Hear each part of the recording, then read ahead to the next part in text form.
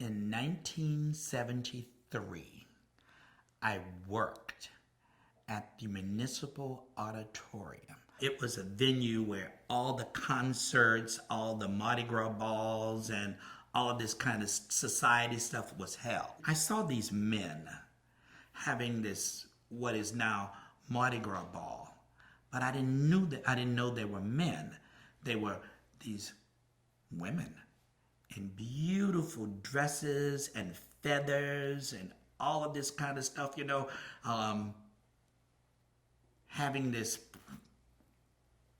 thing where they promenaded around the floor and they bowed and they did this and they did that, and it was just so elegant. And I had never seen anything like that in my life. I was just fascinated. Then I realized that it was men doing this.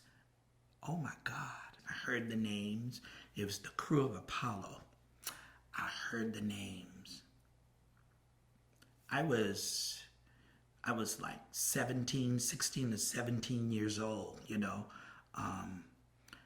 thought, oh, I want to do that.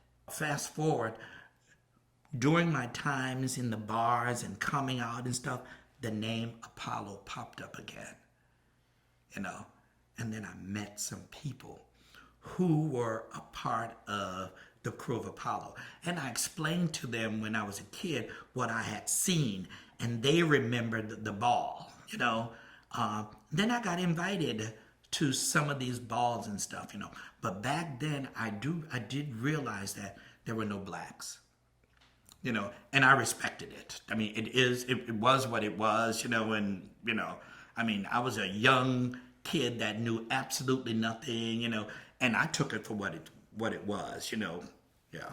And then I heard about a crew called the Crew of Celestial Knights.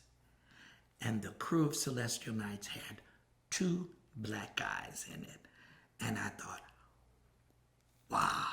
I did some talking and researching and talking in the bars and stuff, and realized that the crew met, a lot of the members hung out at this bar and stuff, and I went to that bar and I tried to smooth up to them, and stuff like that, and I was successful. Yes, I joined the crew. I got into the organization, and I thought that I want to do more.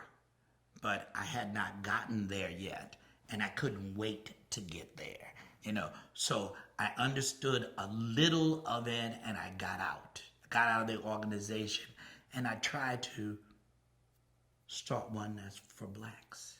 It was called the Crew of Somnus, the god of sleep.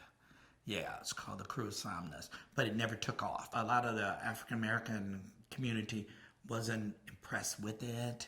It was too expensive for them. Their ideas and their thoughts and stuff was somewhere else. It wasn't there and stuff, So that didn't take off there. That didn't take off. But it was very difficult back then for African Americans to get into those organizations, Very difficult, I joined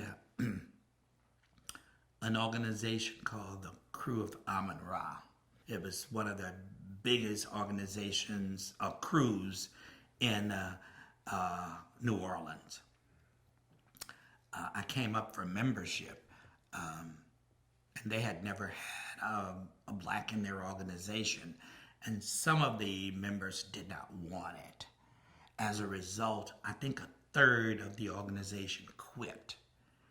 Yeah, quit the organization because I was elected into the organization. I was voted into the organization. These were people I didn't know, except for one.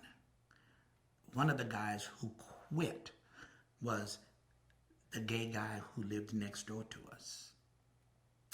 Yes, he quit. He lived next door to us all those years, and because a black man joined the organization, he quit, So, that just told me a whole lot about him and our relationship living next door to each other. when I joined the organization, I was a hard worker and stuff. I enjoyed it. I wanted to be there. I wanted to contribute. I wanted to do my part and stuff like that, you know. I received the President's Award. Yes, I remember Glenn Guidros was the president that year, and I remember him giving me the President's Award for being one of the hardest workers in the organization. I thought it was very, very, very, very nice to have that, and you know, and to be honored for the work that I contributed to the organization, you know. But I also think that was a way of saying we're sorry for what had happened.